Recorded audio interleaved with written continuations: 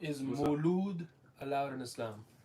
We already answered that. Mawlud is the same as Milad al-Nabi, which is the birthday of the Prophet ﷺ. If the questioner means that celebrating their own birthdays by Mawlud, not Mawlud al-Nabi, then no, birthdays are not an Islamic concept.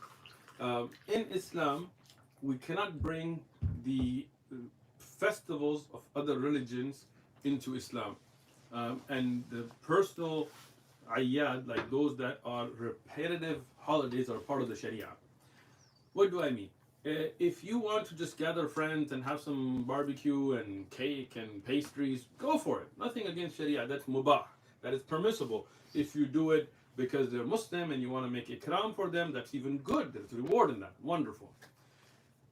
But if you say that on every first of Rajab, I'm going to celebrate my grandmother's death or whatever, then that becomes a bid'ah. That is not allowed, right? Now, when we get to birthdays, understand something. This is not a concept that was in Islam.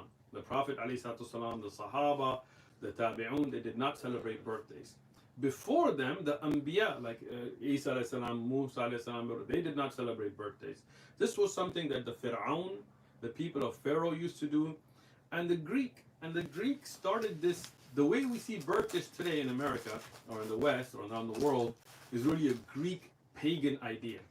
You cannot separate it from where it is because it is clearly something that had to do with the pagan worship. Until today, the practices are such. Let me explain. Actually, let me. There's a book there, right there on the bottom shelf. This is Uncommon. Yeah, that one. Can you hand it to me? I like to always present evidences because everybody can talk. So this is a book from National Geographic. It's called An Uncommon History of Common Things. Not written by me, not a Muslim book, a book written by non-Muslims, but it talks about the roots of common practices that we have today. So it has Christmas. It also has birthdays. Give me a minute. Like I said, we didn't prep for this. These are all off the cuff, but we'll get to it. There we are. So when we talk about Halloween, Christmas, Mother's Day, it's all here. Where's birthdays?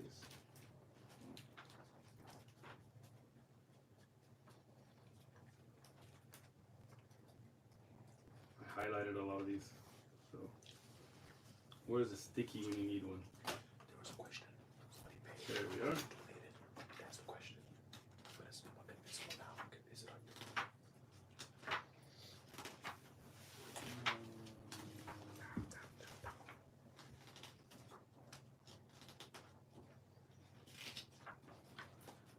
Celebrations, right? Birthday celebrations come from the practice of Greek pagans that used to worship the moon goddess. See? So, birthdays are not some kind of secular, just personal celebration. No. This has come from a Greek pagan worship of the moon goddess. What they used to do is they would get a cake or a pie, seem familiar? And they would light candles on it to imitate the light of the moon. And then they would worship, they would pray to the Greek goddess by blowing the candles and praying for what they wanted. You see? So, till today, when we look at the way birthdays are done, they have a cake. And happy birthday to you. They sing a little song. They light candles. Then they blow them out and make a wish. And don't tell anybody about your birthday. You see? All that pagan worship of the Greek goddess, those practices are still there. You can't take that. It's like saying, oh, Christmas has got nothing to do with Christianity today because it's all about Santa Claus and gifts. No, it still has its essence in a pagan saturnalia that was introduced into the Christian religion. We cannot accept it. Just like that, birthdays are not an Islamic concept. If you want to get your kids together and take them out to the park and buy gifts for them, do it any time of the year. Do it on Eid. You'll get reward for it. But we cannot take pagan Greek practices and bring them into our lives